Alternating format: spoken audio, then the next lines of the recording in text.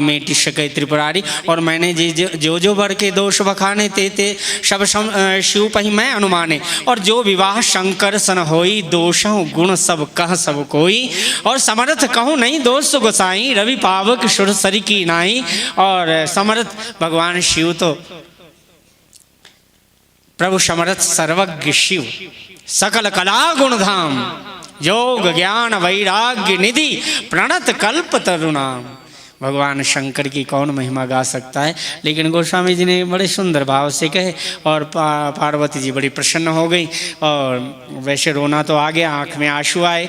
माता पिता ने कहा बताओ हमारी बेटी को ऐसा पति मिलेगा, महाराज को दक्षिणा कमी हो तो ले लो, लेकिन हमारी बेटी को ऐसा पति न मिले, ऐसा कोई उपाय करो। कहेगा नहीं नहीं मैंने जो कह दिया वो तो नारद के नार ज्ञानम ददाती थी। नारद महाराज जी सुंदर काल नारद हो जिसके वचन कभी कोई झूठा कर ही नहीं सकता। मैंने जो जो कह दिया वो तो मिलेगा ही।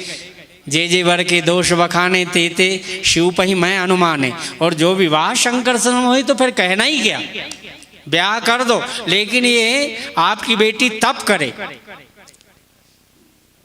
तैतरेय उपनिषद में शंकराचार्य जी ने कहा मनसस्य इंद्रियाणि हैकाग्रम परमम तपः यश ज्ञानमयम तपः। सहज स्वरूप में का ही ज्ञान, अज्ञान यानी अपना सहज स्वरूप में स्थित हो जाना ही परम तप है। मैंने थोड़ी व्याख्या तो पहले शुरू में कर ही दिया, तो अपने मन के मन गढ़ंत भाव कह दिया, उसमें जिसको सुनना आनंद लगे तो ले लेना। तो तप करना चाहिए, जो तप देखो ना।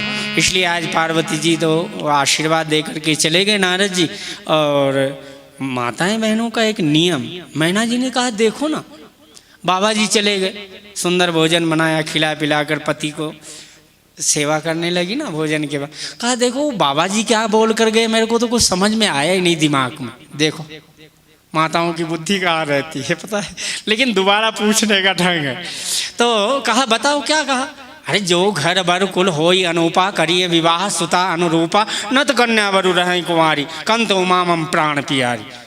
अच्छा जो घर वर कुल सब कुछ अनुपम हो तो ही अपनी बेटी, अब 100 पुत्र के बाद एक बेटी इतनी सुंदर, कंत उमा मम प्राण प्यारी। ये उमा मेरे को प्राणों से ज्यादा प्यारी है, जब से आई है इतनी करुणा। साक्षात मेरे हृदय में साक्षात शिव ही करुणा के अवतार प्रकट हो गए, इसलिए मेरी बेटी इतनी दुलारी प्यारी है। अच्छा घर वर योग्य हो तो ही देंगे। हिमान जी ने कहा बरु पावक प्रगटे शशि माही नारद वचन अन्यथा नाय। हो सकता है चंद्रमा से अग्नि प्रकट हो जाए, बर्फ से अग्नि निकल जाए, लेकिन नारद के वचन अन्यथा नहीं हो सकते। इसलिए जाओ आपकी बेटी को समझाना, अभी सो जाओ, सुबह तप करने जाए तो अच्छा है। कुछ नियम लेना चाहिए। एकाग्रमन निर्विकल्प जब सहज हो जाता है भगवान का, अपने इष्ट देव के ध्यान में चरणों में लीन कर दो ना, क्या ध्यान में आनंद आता है। बड़े भाव के साथ आज सती सुबह सुबह माता जी 5 बजे उठी ना तो चली गई बेटी के कक्ष में। कभी कभी सुबह जल्दी हाथ मुँह धोकर माँ ने कहा चलो सुबह सुबह समझा दूँ। गई ना नहा धो करके, वहाँ बैठी हुई ध्यान कर रही थी। आह, पूत के पाँव पालने में ही पता चल जाता है। हाँ, और बहू के पाँव ओ क्या तोरण में परछन अर्चन, हमें नहीं पता है भाई, माफ़ करो। तो बेटी को देखा तप करते हुए ध्यान में लीन। कहे माँ, बोले इसके पहले माँ, बेटी ने कहा माँ मैंने आज रात में एक स्वप्न देखा, सुंदर गौर कर्पूर गौरम करुणा अवतार। विप्रवेश में आए सुंदर गौर सो विप्रवर आश उपदेश मोहि, मेरे को उपदेश दिया। कहा बेटी पार्वती तुम तप करो।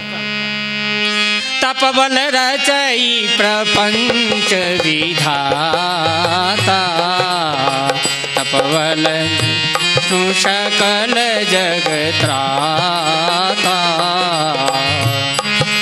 तपबल शंभु करहि संहारा, तपबल शेष धरहि महि भारा। तप आधार सब सृष्टि भवानी, करहूँ जाई तप अस जिय जानी। पार्वती जी ने जो कहा माता जी, वो मेरे को कह रहे थे मैं तप करूं। शिव संहार लीन करते हैं समस्त सृष्टि को अपने में तप के बल पर। शेष नारायण आदि शेष नारायण तप करके पृथ्वी को अपने मस्तक पर धारण करके रखते हैं। हमारे बद्री नारायण भगवान नारायण भी आज उत्तराखंड में बैठकर तप करते हैं।